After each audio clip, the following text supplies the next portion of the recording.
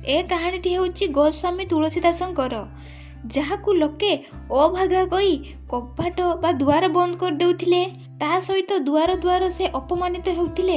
ସେହି ପିଲା କେମିତି ସନ୍ଥ କବି ହେବା ସହିତ ରାମଚରିତମାନସ ଓ ହନୁମାନ ଚାଳିଶା ସହିତ କେତେ ଧର୍ମଗ୍ରନ୍ଥମାନ ରଚନା କରି ଦେଇଯାଇଛନ୍ତି। ପ୍ରୟାଗରୁ ଚିତ୍ରକୂଟକୁ ଯିବା ରାସ୍ତାରେ ଗଙ୍ଗା ନଦୀ ପାଖରେ ଅବସ୍ଥିତ ରାଜାପୁର ଗାଁରେ ଏକ ବ୍ରାହ୍ମଣ ଦମ୍ପତି ଶ୍ରୀ ଆତ୍ମାରାମ ଦୁବେ ଓ ହୁସ୍ଲି ଦେବୀ ରହୁଥିଲେ। ସେମାନେ ବହୁତ ଦିନ ଧରି ସନ୍ତାନ ସୁଖରୁ ବଞ୍ଚିତ ରହିଥିଲେ। ସେଥିପାଇଁ ପତି ପତ୍ନୀ ଅନେକ ବ୍ରତ ଉପବାସ କରୁଥିଲେ। ତାହା ଫଳରେ ସେ ଶ୍ରାବଣ ମାସ ଶୁକ୍ଳପକ୍ଷର ସପ୍ତମୀ ତିଥିରେ ତୁଳସୀଦାସଙ୍କର ଜନ୍ମ ହୋଇଥିଲା। ଜନ୍ମ ସମୟରେ ଏହି ବାଳକର କିଛି ଅଦ୍ଭୁତ କଥା ଅଛି। ଏହି ବାଳକ ସାମାନ୍ୟ ଶିଶୁଙ୍କ ଭଳିଆ ବିଲକୁଲ ନଥିଲେ। ସିଏ ଯେତେବେଳେ ଜନ୍ମ ହୋଇଥିଲେ, ଜନ୍ମ ହେବା ମାତ୍ରେ ରାମ ରାମ ଉଚ୍ଚାରଣ କରିଥିଲେ। ସେଥିପାଇଁ ତାଙ୍କ ନାମ ରାମବୋଲା ଦିଆ ହୋଇଥିଲା। ଆଉ ତାଙ୍କ ମୁଖରେ 32ଟି ଦାନ୍ତ ମଧ୍ୟ ରହିଥିଲା। ଏଥିପାଇଁ ତାଙ୍କର ରାମ ଶବ୍ଦ ଉଚ୍ଚାରଣ ପୁରା ସ୍ପଷ୍ଟ ଥିଲା। ସେଥିପାଇଁ ତାଙ୍କୁ ସମସ୍ତେ ଅମାଙ୍ଗଳିକ ରାକ୍ଷସ ବୋଲି କହିବାକୁ ଲାଗିଲେ। ଭାଗ୍ୟବଶତଃ ତାଙ୍କର ମା ବି 3 ଦିନ ପରେ ମୃତ୍ୟୁବରଣ କରିଲେ। ପଣ୍ଡିତ ଆତ୍ମାରାମ ପିଲାର ଗ୍ରହ ନକ୍ଷତ୍ର ଗଣନା କରିବା ପାଇଁ ପଣ୍ଡିତଙ୍କୁ ଡକାଇଲେ। ପଣ୍ଡିତ ତାଙ୍କର ଦେଖି କହିଲେ, ଏ ପିଲାର ଗ୍ରହ ନକ୍ଷତ୍ର କିଛି ଠିକ୍ ନାହିଁ।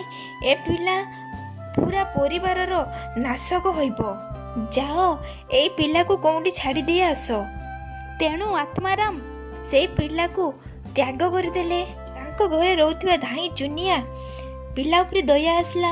ତେଣୁ ପିଲାକୁ ଲାଳନ ପାଳନ କରିବା ପାଇଁ ନିଜ ସାଙ୍ଗରେ ନିଜ ଘରକୁ ନେଇ ଆସିଲା। କିନ୍ତୁ ତାଙ୍କ ଘର ଲୋକ ତାଙ୍କୁ ମନା କରିଥିଲେ। ଏ ପିଲା ଇଏ ଆମର ସତ୍ୟନାଶ କରିବ ବୋଲି କହିଥିଲେ।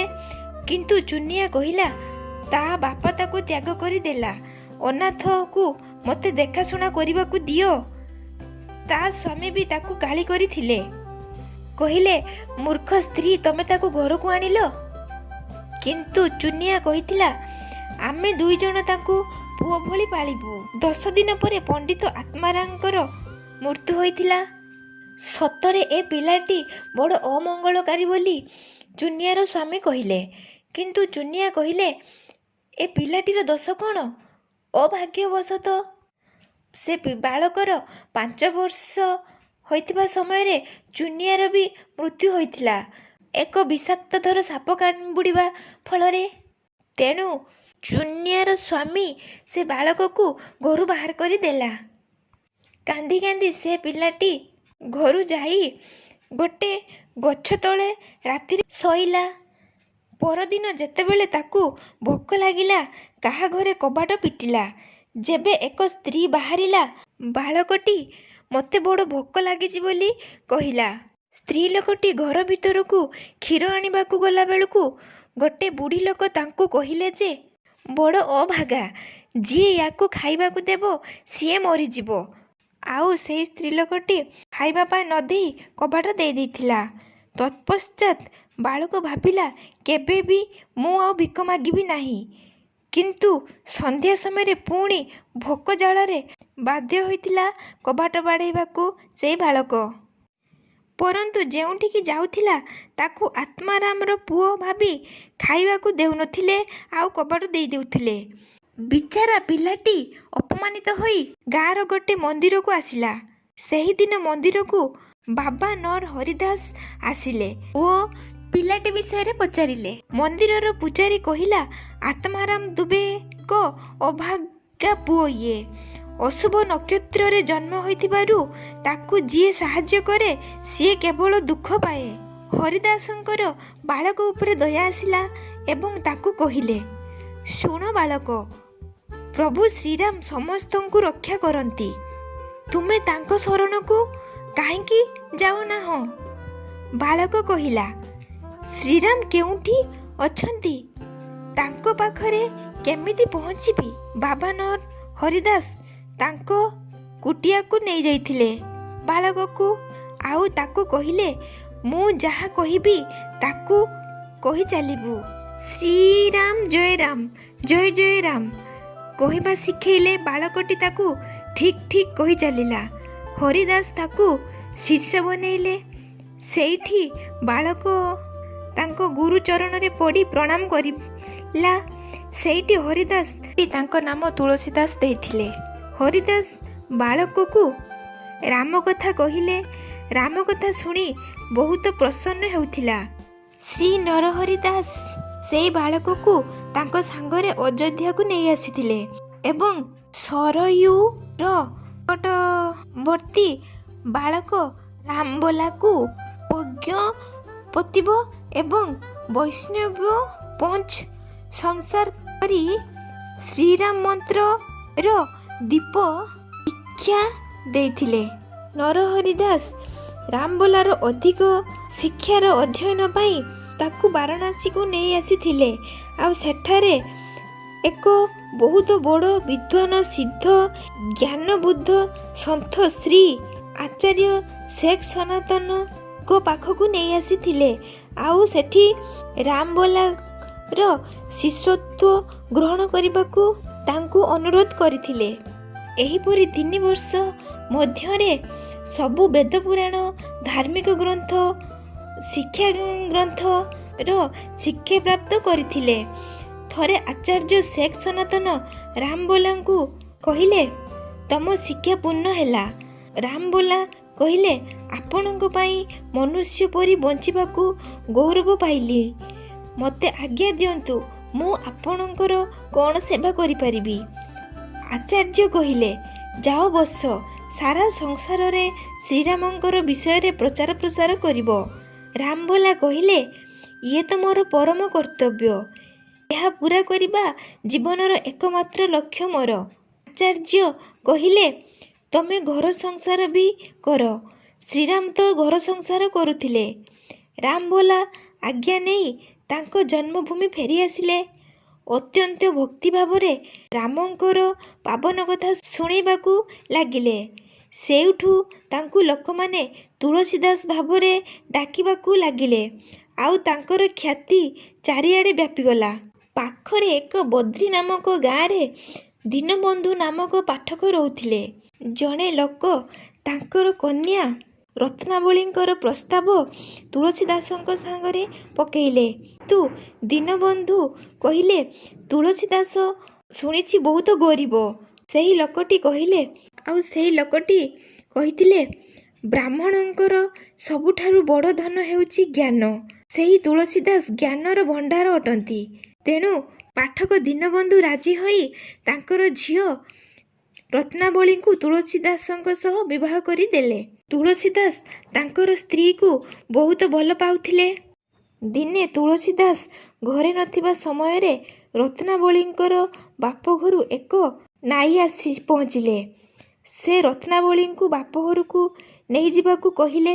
କିନ୍ତୁ ରତ୍ନାବଳୀ ତାଙ୍କର ସ୍ୱାମୀ ନଥିବାରୁ ସେ ଯିବାକୁ ମନା କରିଦେଲେ। କିନ୍ତୁ ସେ ନାଇ ଜଣକ କହିଲେ, ଭାଇ ଦୂଜାରେ ଘରେ ଖାଲିପଣ ସମସ୍ତଙ୍କୁ କଷ୍ଟ ହେବ। ଏହା ଶୁଣି ରତ୍ନାବଳୀ ତାଙ୍କ ବାପଘରକୁ ଯିବା ପାଇଁ ରାଜି ହୋଇଗଲେ। ଆଉ ଗୋଟେ ତାଙ୍କ ସ୍ୱାମୀ ପାଇଁ ଚିଠି ଲେଖି ଦେଇଗଲେ। ତୁଳସୀ ଦାସ ଯେତେବେଳେ 3 ଦିନ ପରେ ଫେରିଲେ, ଘରେ ରତ୍ନାବଳୀଙ୍କୁ ନ ପାଇ ବହୁତ ଚିନ୍ତିତ ହୋଇଥିଲେ। ସେହି ସମୟରେ ତାଙ୍କ ଚିଠି ପାଇଥିଲେ। ଆଉ ଚିଠିରେ ଲେଖା ହେଇଥିଲା ଯେ, ମୁଁ ବହୁତ ଶୀଘ୍ର ଫେରିବି। କିନ୍ତୁ ତୁଳସୀ ଦାସ କେମିତି ରହିବେ? ସେ ଯେହେତୁ ତାଙ୍କୁ ବହୁତ ଭଲ ପାଉଥିଲେ, ସେଥିପାଇଁ ସେ ତାଙ୍କ ପାଖକୁ ଯିବା ପାଇଁ ସ୍ଥିର କଲେ। ସେ ସମୟ ଥିଲା ରାତ୍ର ସମୟ। ପୁଣି ବର୍ଷା ଘଡ଼ଘଡ଼ି ଭରା ରାତ୍ରି, ପ୍ରବଳ ପବନ ଦେଉଥିବା ଫଳରେ ନାବିକମାନେ ନଦୀ ଆରପାରି ହେବା ପାଇଁ କୌଣସି ଗୋଟେ ନାବିକ ରାଜି ହେଲେ ନାହିଁ।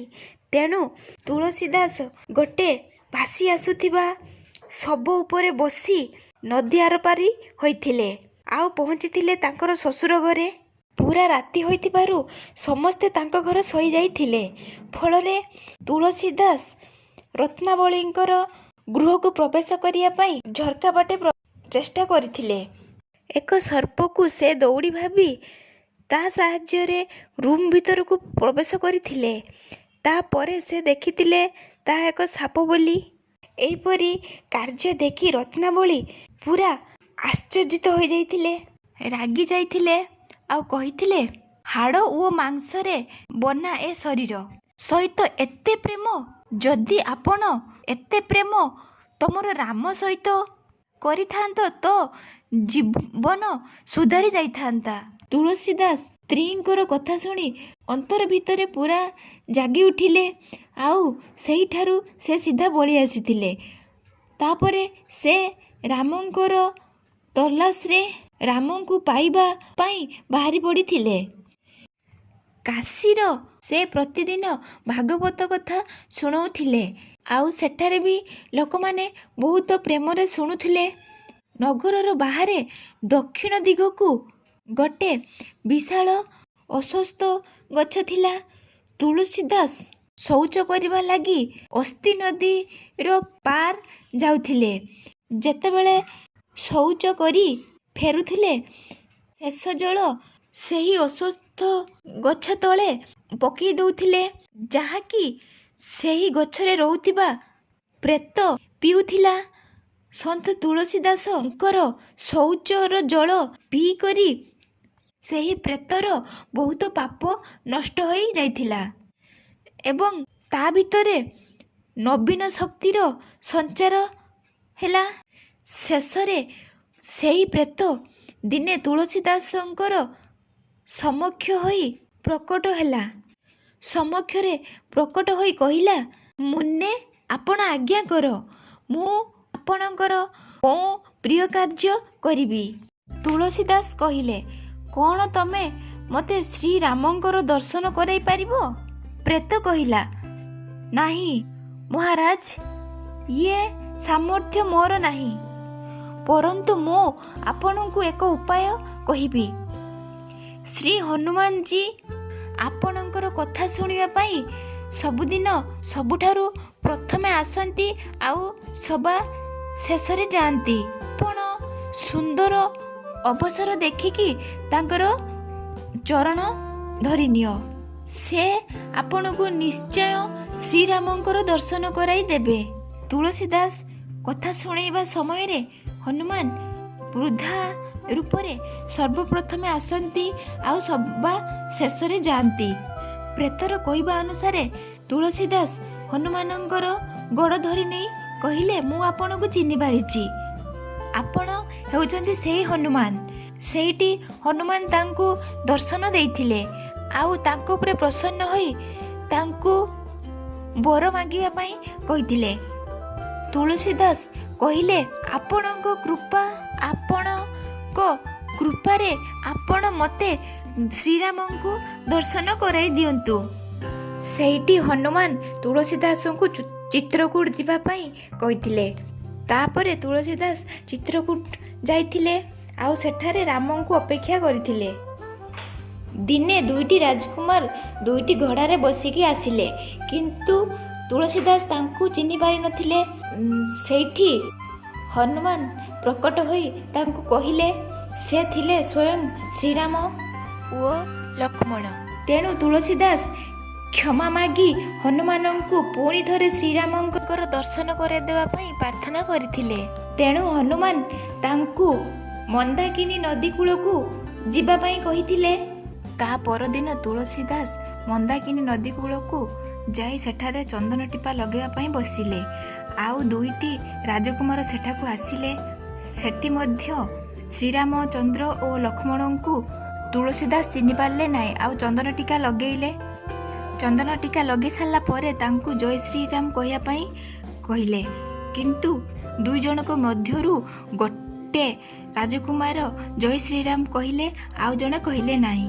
ତୁଳସୀଦାସ କହିଲେ, ପ୍ରଭୁ ଶ୍ରୀରାମ ପରମାତ୍ମାଙ୍କର ଅବତାର ଥିଲେ, ତୁମେ ତାଙ୍କ ନାମ ନେବା ପାଇଁ କୁଣ୍ଠାବୋଧ କାହିଁକି କରୁଛ? ତାପରେ ସେ ଦୁଇ ରାଜକୁମାର ଜୟ ଶ୍ରୀରାମ କହିକି ସେଠାରୁ ପଳେଇଲେ। ତାପରେ ତୁଳସୀଦାସ ଅନ୍ୟମାନଙ୍କର ଚନ୍ଦନ ଟିକା ଲଗେଇବାରେ ବ୍ୟସ୍ତ ହେବା ସମୟରେ ତୋତା କହିଲା, चित्रकूट के घाट पर भाई संतन का भीर, तुलसीदास चंदन घिसी तिलक करे रघुवीर। ସେଥିପାଇଁ ତୁଳସୀଦାସ ସେ ରାଜକୁମାର ଦୁଇ ଜଣ ରାମ ଆଉ ଲକ୍ଷ୍ମଣ ଥିଲେ ବୋଲି ଜାଣିଗଲେ। ତାପରେ ତାଙ୍କର ବହୁତ ବଡ଼ ପରିବର୍ତ୍ତନ ହୋଇଥିଲା, ଯାହାକି ଶ୍ରୀରାମଙ୍କର ସ୍ପର୍ଶ ତାଙ୍କୁ ବହୁତ ବଡ଼ ପରିବର୍ତ୍ତନ କରିଦେଇଥିଲା। ତାପରେ ସେ ଜାଗା ଜାଗାକୁ ଯାଇ ପ୍ରବଚନ ଶୁଣାଇବାକୁ ଲାଗିଲେ, ଯାହାକି ତାଙ୍କର ଭକ୍ତଙ୍କ ସଂଖ୍ୟା ବଢ଼ିବାକୁ ଲାଗିଲା। ତୁଳସୀଦାସ ହିନ୍ଦୀରେ ରାମାୟଣ ବିଷୟରେ ପ୍ରବଚନ ଦେଇଥିଲେ, କିନ୍ତୁ କିଛି ବ୍ରାହ୍ମଣ ଏହାର ପ୍ରତିବାଦ କରିଥିଲେ। ସେମାନେ କହିଥିଲେ ଯେ ରାମାୟଣ ହେଉଛି ପବିତ୍ର ଗ୍ରନ୍ଥ, ଏହାକୁ ସଂସ୍କୃତ ଛଡ଼ା ଅନ୍ୟ କୌଣସି ଭାଷାରେ ପ୍ରତିପାଦନ କରିବା ଆବଶ୍ୟକ ନୁହେଁ। କିନ୍ତୁ ତୁଳସୀଦାସ କହିଥିଲେ, ନିଜ ଭାଷାରେ ନ ବୁଝାଇଲେ ସାଧାରଣ ଜନତା ପ୍ରଭୁ ଶ୍ରୀରାମଙ୍କର ମହାନତାକୁ କେମିତି ବୁଝିବେ? ଦିନେ ରତ୍ନାବଳୀର ବାପଘରୁ ଅନନ୍ତ ଆସି ରତ୍ନାବଳୀ ଓ ତାଙ୍କର ପିତାଙ୍କର ମୃତ୍ୟୁ ହୋଇଯାଇଛି ବୋଲି ଖବର ଦେଲା। ତୁଳସୀଦାସ କହିଲେ, ସେ ଦୁଇ ଜଣ ଆତ୍ମା ଥିଲେ।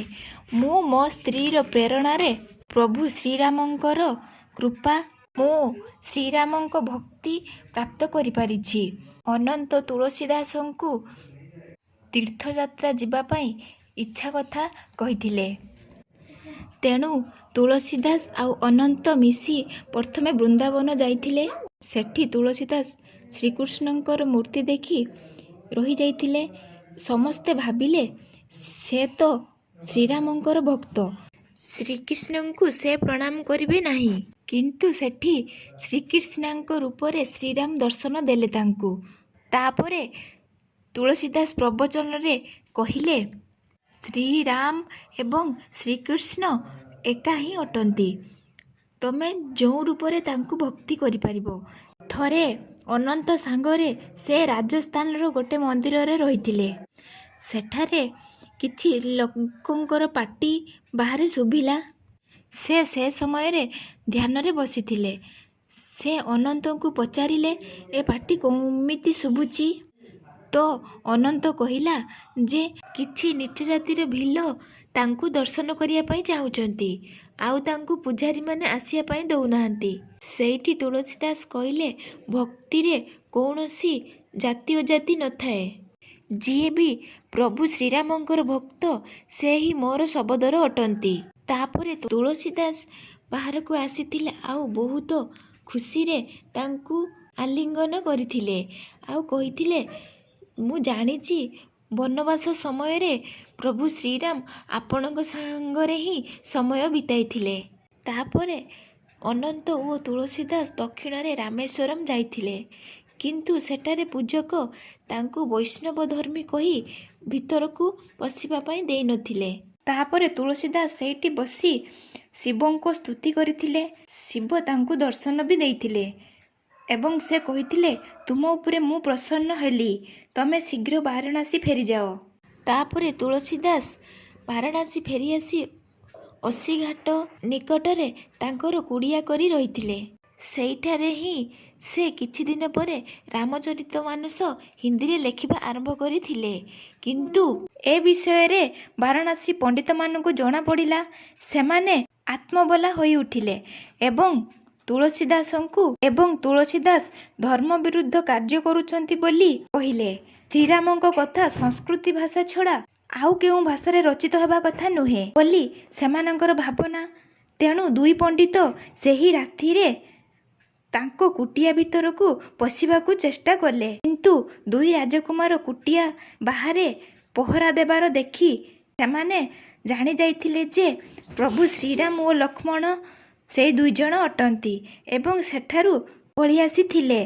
ପରଦିନ ସବୁ ପଣ୍ଡିତ ଏକ ସଭା ଡାକିଲେ ଏବଂ ତୁଳସୀଦାସଙ୍କ ପାଖକୁ ଗୋଟିଏ ପଣ୍ଡିତ ପ୍ରତିନିଧି ମଣ୍ଡଳ ପଠାଇଲେ।